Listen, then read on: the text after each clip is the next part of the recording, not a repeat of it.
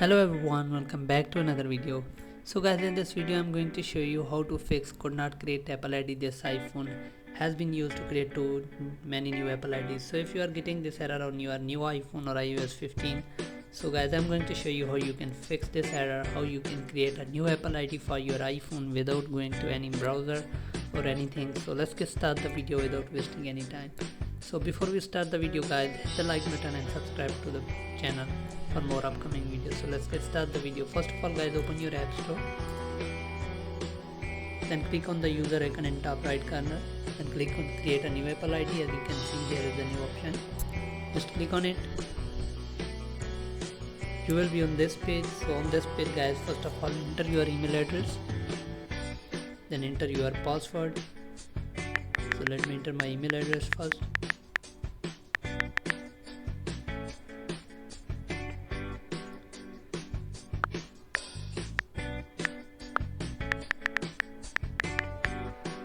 Then guys, you need to enter a new password, then select your country, click on agree terms and conditions, then click on next button, and you will be on this page. On this page you need to enter your first name and last name, and you need to enter your date of birth here,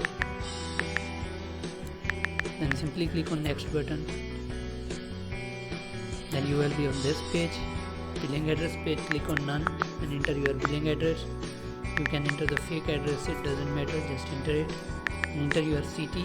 You need to enter your postal code or postcode, zip code. You can find it on Google. Search by your city name. Just click on next button after that. Then you will be on this page. Now you need to enter your phone number for the verification. So let me enter my phone number.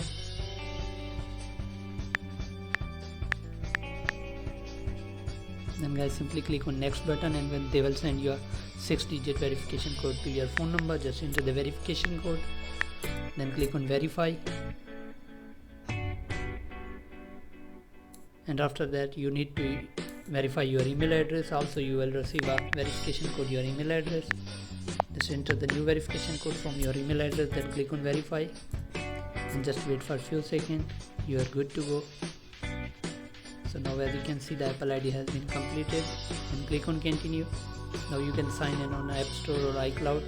So let me sign in this Apple ID on this App Store. Just wait for a few seconds. So here we go. As you can see, now you can download apps and anything. So thanks for watching guys. See you in the next video.